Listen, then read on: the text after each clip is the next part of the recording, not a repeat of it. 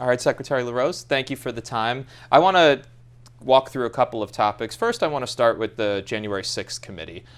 There was a hearing yesterday on Tuesday. I don't know if you had the chance to watch any of it. It was in the middle of the day. But there were several officials with jobs similar to yours who were testifying. Republican Speaker of the House in Arizona, Republican Secretary of State from Georgia, two former election workers from Georgia. And they spoke pretty in detail about the pressure campaign and the threats of violence they were facing as then President Donald Trump and his allies were trying to overturn the election results. Sure. What I want to ask you is, what would you have done if Trump or his closest allies like Rudy Giuliani had contacted you after the election in 2020 and were applying the pressure campaign that these officials faced? No question. I would have done my duty. I would have followed the law. Democracy is almost like an article of faith, right? It's something like faith because it's something you believe in, and you believe that the people should be able to have their voice heard in a free and fair election that is accurately tabulated, honestly reported, and then you respect the voice of what the people have to say. That's what I've done during my time in this office. Whether I like what they said or not, we respect the voice of the people. And so we run elections very transparently. We run them honestly in Ohio, and we do it in a completely bipartisan manner. Like everything we do in elections administration in Ohio is overseen by both Republicans and Democrats. And even though I am elected to this position as a Republican, and I'm a proud Republican, and I believe in the tenets that my party stands for, I don't do the job of being Secretary of State as a Republican necessarily. I wear the referee's jersey. My job is to call balls and strikes. In fact, when I break tie votes at boards of elections, I've broken them on behalf of the Republicans and I've broken them on behalf of the Democrats because we follow the law. My Boy Scout handbook is Title 35 of the Ohio Revised Code. And the fact is that running elections is something that you do. I heard this from a professor that was talking at one of these election conferences I go to, and he said that the reason we run elections so well is so the loser knows they lost. And it's a really interesting thing because, of course, the winner knows they won. The winner always goes out and gives a acceptance, a victory speech, that kind of thing. But we run elections so well and so cleanly and follow the rules so carefully in Ohio that the loser knows they lost. And that's the bottom line about how elections should be run. And certainly I would never compromise my integrity or the oath of office that I've taken, regardless of who's asking. What do you make of the former president asking election officials to find votes, to propose fake sets of electors? Yeah, not an expert on this. The things that I've heard sound in some ways unclear to me what was being asked for, right? Were they talking about looking for fraud that they believed existed and they wanted to find that data set? To me, that's the work that others will do to analyze what was done, whether it was done well, whether it was done in a forthright way. But certainly, if anyone overtly asked for election tampering to occur, that's a crime, no question about it. But again, I'm not convinced that that's what anyone has asked for. What I do know is that there were concerns about the way some states ran elections, and there were folks after the election that were trying to root out those concerns so that they could build a case to take to a court or whatever else. There's certainly nothing nefarious about that, trying to gather evidence because you have a theory or you believe that some wrongdoing occurred. That's not a crime. And so, again, that's left to be determined whether that's what occurred or whether it's something else. When you and I last sat here last September, I had asked you point blank if you thought the 2020 election was stolen. And you said, quote, "I won't say stolen, but I will say this, there were some states that didn't do the right thing," Sure. unquote. And then I asked you a little bit after that if there was any scenario that you saw looking back at it where Trump could have won the Electoral College, and you said, quote, "Probably not." Yeah. Do you still stand by both of those statements? Yeah, sure. I think it's unlikely that there would have been anything that would have put one candidate over 270 electoral votes versus another. But there were things that went wrong. I mean, and it's important to look back on anything that just occurred as a learning opportunity. This is what I learned in the Army. We do an after-action review following everything, whether it's planning the summer picnic for the unit or a major combat operation. Everything you do is followed by an after-action review. That's when you learn what mistakes were made, how it could be done better, so that you're making that constant improvement. I would say that there were clearly mistakes that states made. There were things that happened that should have never happened. There were some cases where secretaries of state settled lawsuits with activist groups that resulted in the last-minute change of election policies that had been in place for many, many years. There were some cases where election law was ignored by elections officials, where observers weren't allowed in. There were cases of basic logistics not being attended to so that you could have those results on election night. I had the mission statement for my team. I wrote this on the dry erase board in my chief of staff's office. When Ohioans go to bed on election night, they will both know and believe the results of the election. And we delivered that. Late on election night, we had those unofficial results up there for all to see. Again, whether your favorite candidate won or lost, Ohioans also knew and believed that that result was an honest and accurate result. In some states, they didn't attend to the logistics correctly, and so they were still counting ballots for days and days after the election. That leads to all kinds of problems. So the question comes up, would that have, if any of those things had been done differently, would that have changed the results of the election? It is, technically speaking, an unknowable thing. Use the sports analogy. I'm an Ohio guy. It's like saying if Baker Mayfield had been healthy all last year, would the Browns have gone to the Super Bowl? Well, heck, there's no way to know that, right? It's an experiment that can't be run. And so would those, if things had been done better in some of these states, would that have changed the result of the election? My hunch tells me no. It's my hunch, but it's an unknowable thing. And either way, we should learn from those mistakes and not repeat them going forward. I would argue that Ohio is an example that other states should follow for the clean and bipartisan way that we run our elections. To use the term unknowable, especially when I think of Secretary Raffensperger's testimony yesterday saying Georgia recounted ballots 3 times, did a full hand recount, that it was basically 100% accurate. At what point is it a cop-out to say, oh, it's unknowable, and it's just fair to say the election was not stolen? Yeah, so again, we're talking about two different things. Was every ballot accurately counted and honestly reported? Okay, perhaps yes. And again, if Brad says so, then he's the chief elections officer for that state. I'll take him at his word in that regard. And I know there have been challenges to that, and none of those have been successful. But were there ballots that should have been cast that didn't get cast? Were there ballots that shouldn't have been cast that did? For example, deceased voters where someone forged a signature. Again, those are things that are... Which he said in Georgia there were 4. Okay. And Trump and his allies claimed tens of thousands. Sure, right. And the truth probably lies somewhere between the two, right? I mean, who knows, right? And those are 4 that he knows of, and you can't have a 100% certainty on things like that. But again, the point is this. The election was run under the rules that existed. In some cases, the things that happened completely out in public. Again, it's changes being made at the last minute, where an activist group will sue the Secretary of State.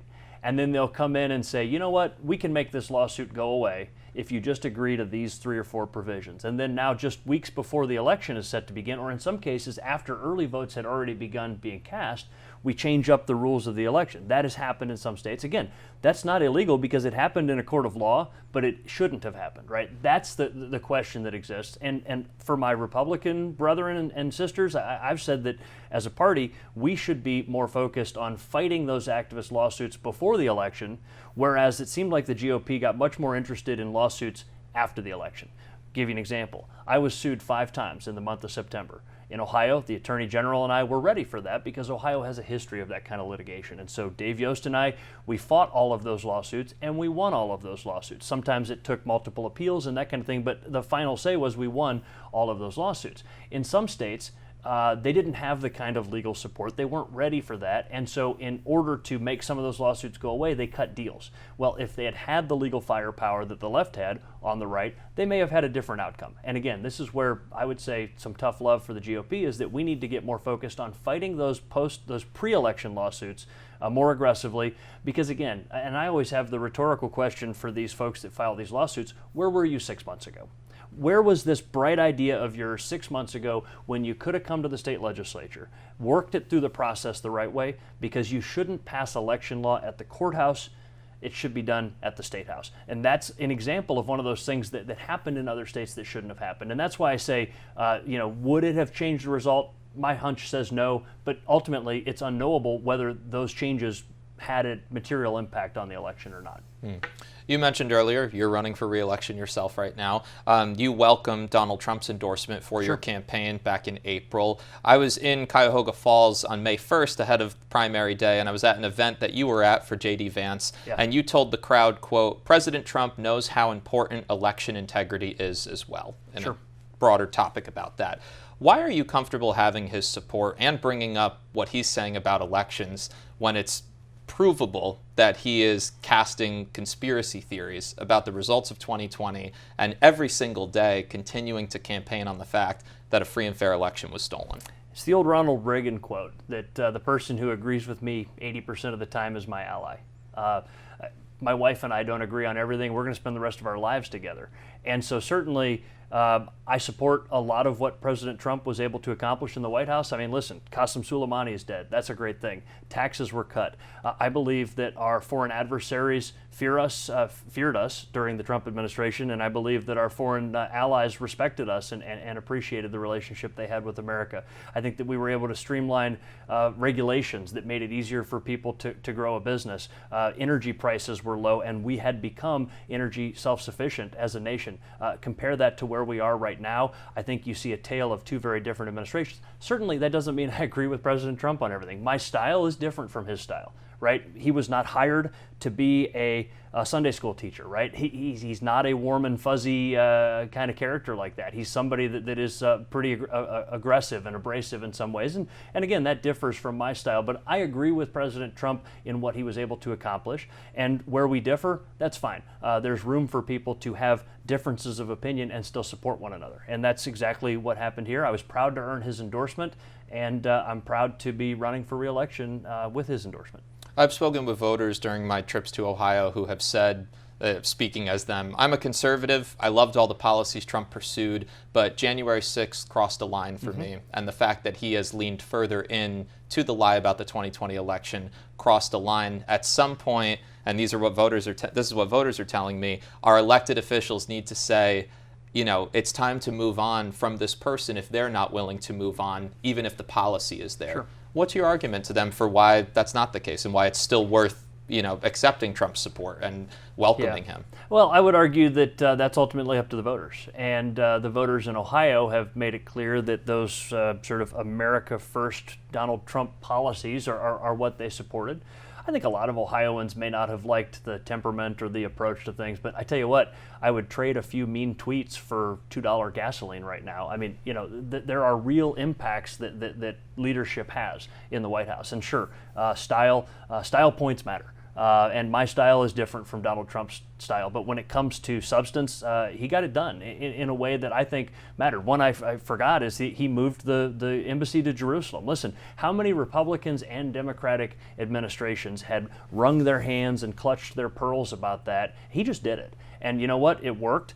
The embassy is where it belonged, in the Israeli capital. And so, you know, those are the examples of leadership that you saw under the previous president. And listen, you know, we can have debates about whether, you know, he was the cause of what happened on January 6th or not. I think that's open for debate. What happened should have never happened. No question about it. Listen, that building hasn't been ransacked since the War of 1812, and it should never happen again.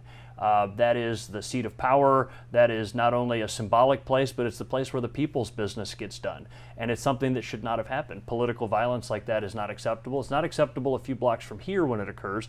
It's not acceptable on the streets of major American cities either when people vent their political frustrations by looting and burning. It's never acceptable. And so we should be able to speak out about that and say that that kind of political violence shouldn't be acceptable, and hopefully learn from it and move forward.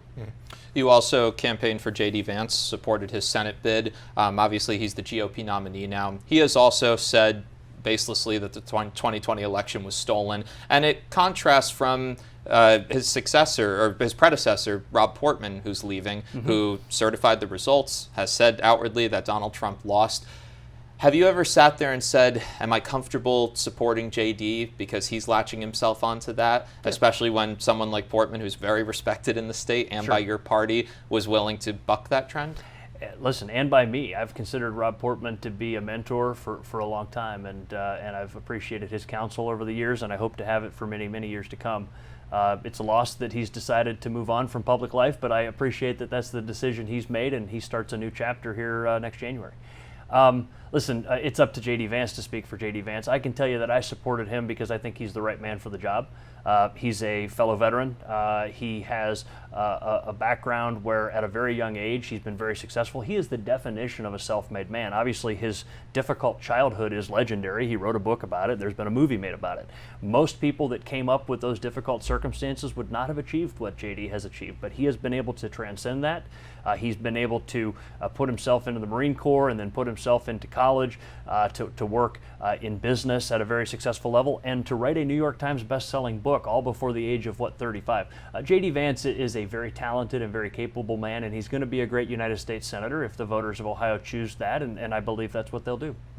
After the awful mass shooting in Buffalo, I saw when you were asked by some reporters about the concept of the Great Replacement theory and comments J.D. has made that seem to line up with that. He has said on Fox News earlier this year, in a broader sentence about who he feels is engaging in this, that Democrat politicians who have decided that they can't win re-election in 2022 unless they bring in a large number of new voters to replace the voters who are already here. And he called it an invasion. So I know you said at the time you weren't aware of what he was saying about it and what he was being accused of. That was the main statement. And I saw what you said on Twitter afterward, where you said, quote, "Like most Ohioans, I'm with J.D. Vance on this issue. Lawful immigration matters." But you also said what happened in Buffalo was racist murder. Of course. So my question for you is, do you agree with Vance that Democratic politicians are bringing in a large number of new voters in an invasion to replace voters that are already here? Yeah, so I don't know exactly what J.D. meant by that. I can tell you that I know the man. I know that he's not a racist. That's not who he is. In fact, his wife is a person of foreign descent, and he's got people on his campaign that are of all different ethnical backgrounds. And so,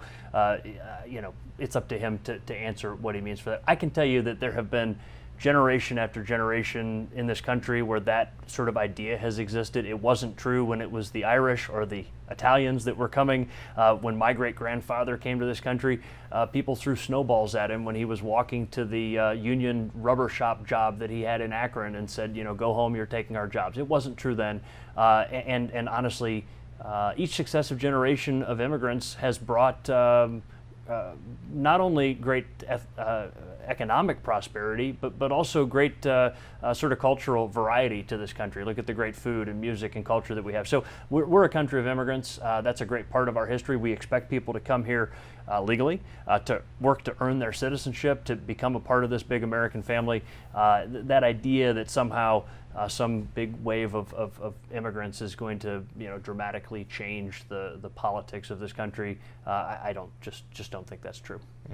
Lastly, I want to ask two questions about redistricting. Yeah.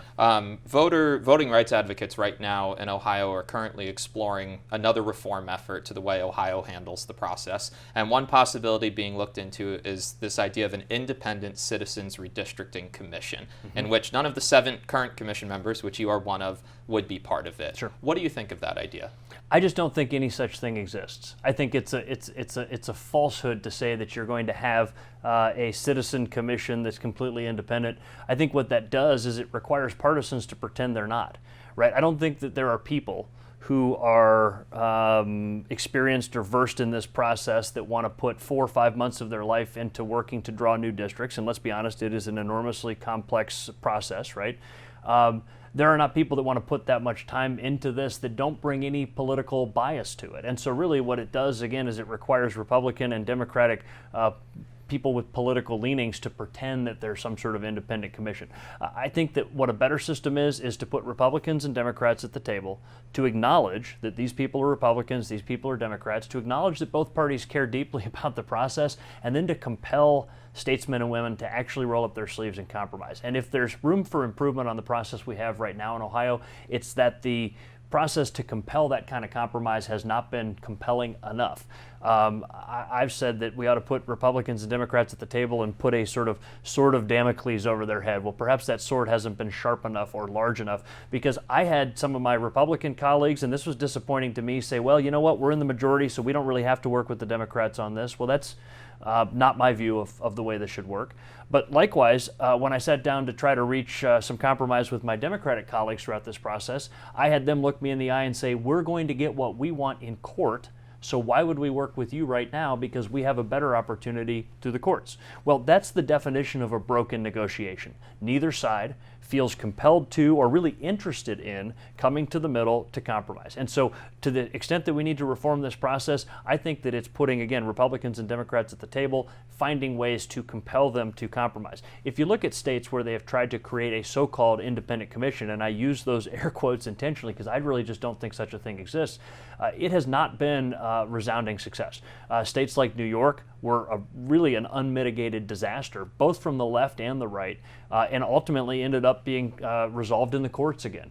States like California, where they have pretended that they have a independent, nonpartisan commission, it's been a completely left-leaning operation. And so, listen, there are 50 different ways of doing redistricting. None of them are perfect. It is always contentious. It's always sort of in the eye of the beholder. If your party gains seats, then you love it. If your party loses seats, then you hate it. There's no perfect way to do this, but I think that the best scenario, again, is putting people at the table and then compelling them to be statesmen and women about it, to roll up their sleeves and try to reach a compromise and ultimately create more competitive districts. This is something that gets lost, and I'll be very candid, neither the Republican Party nor the Democratic Party always want to see a lot of competitive districts.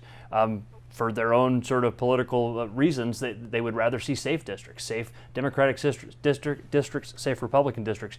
I, for one, as somebody that cares about democracy and good government, I want to see competitive districts. I think maybe this is a conservative principle, but I think competition makes us stronger. It works that way on the athletic field. It works that way in the free market, and it certainly works that way in politics. And in a competitive scenario, you've got candidates that actually have to appeal to a broader swath of voters, and they can't be on the fringe necessarily. They have to appeal to folks that are more in the center, and that's where the problem solving gets done.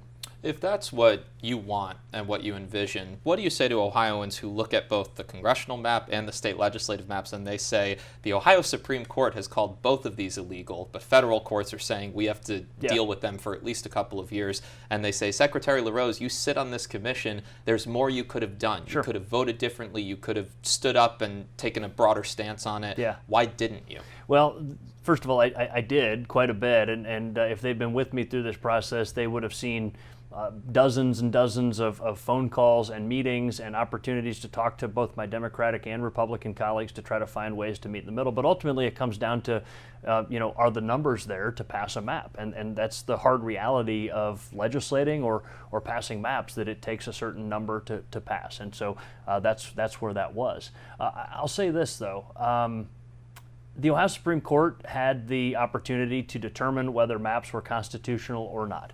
They exercised that authority. I disagree with them. I mean, there were 4 justices that wrote in the majority. There were 3 justices that wrote in the minority. That was a very slim decision. And I simply disagree with the majority that the maps we drew were unconstitutional. But it's not up to me. It's up to them. And they've said that they are. I think that what we have drawn, the maps that we've drawn, are more balanced than any set of maps we've seen in a long time. And what a lot of people forget is that the new rules that were put in place over the last few years in Ohio not only require this sort of proportionality, arguably based on how you read the Constitution, that proportionality kicks in at a certain point or not, but also there are a whole set of rules that come into place for compactness that really constrain how creative the line drawers can be. And so if you compare the maps that were in place now, and by the way, those are available on the official Ohio Secretary of State website, voteohio.gov/districts. You can actually look up your district and see congressional, state senate, state house.